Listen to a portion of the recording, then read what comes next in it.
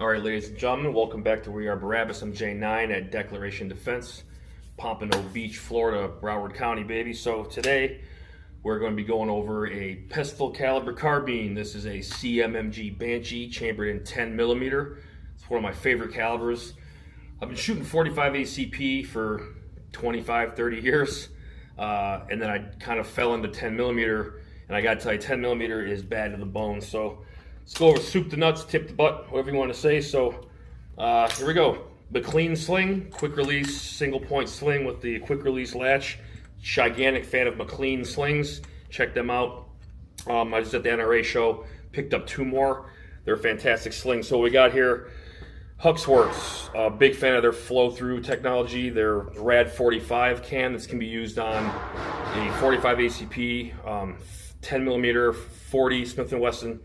So the Rad 45 can with the extension on it and the blast cap. Real quick for all you ROs, we are clear, so there's no danger. Obviously, we're gonna have a clear chamber.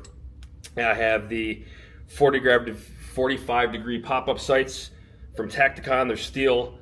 The rear sight flew off because this gun has a little bit of punch, but the front sight's still there for up close and personal. You can still get a point and shoot aspect, you know, from here to the wall, 10, 12 feet. If need be, for a backup. You always want some kind of backup sight. Then I got the FOB Defense rubber grips on there. It's the thumb weld and then the bottom grip. That gives you a good punch out. You can grip it in there and get a really good punch out with it. And you can jab your hand up in there. And it keeps it decently far away from the heat of that suppressor, because those do get extremely hot if you don't know. There's the eyelet for the M-LOK on top for the sling clasp, and then I have the Primary Arms SLX Cyclops green prism, because I have astigmatism in my right eye, so that's a good, it gives me a lot of eye relief for my astigmatism. There's no emitter laser bothering with the starburst. The prism is nice, plus I see green better than I see red, and you can't really find gold very much. Some manufacturers make them, a lot do not. I have the Silencer Co. gas defeating charging handle, because she gets kind of gassy. This is a radial delay radial delay blowback system. So it pushes the buffer back into the buffer tube with direct blowback from the gas, and it can get very gassy, and all that carbon and chemicals and lubricant burning off and getting into your face and breathing into your lungs, not the best thing for your body. I have an 8-ounce hydraulic buffer, because it runs suppressed its whole life. It's never shot this once unsuppressed. You get a tendency to chew up the ejection port right here. Let me lock this to the rear and I'll show you.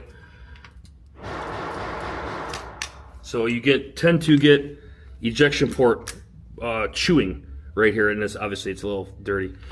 It chews up the ejection port in front of the deflector plate if you don't have a heavy buffer in here. It's an 8-ounce buffer, so an H3 buffer for like a 5.56 typically can run 5.6 ounces. This is an 8-ounce buffer, hydraulic buffer. It's a $60 buffer just for the buffer that goes in the tube. Spring is a standard CMMG spring. I might have put a BCM spring in here. I don't remember. I don't think I did. Trigger's nice. Stock trigger from CMMG. So the best way to show you guys this. I mean, it's real solid there. Audible brake, reset, minimal, solid brake. So that's it, man. FOB defensive rubber saber grip. Huge fan of that. And that's it, man. This is a really fun gun to shoot.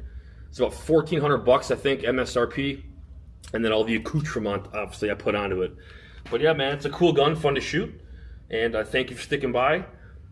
Peace out. Jesus loves you. And we're going to do some shooting.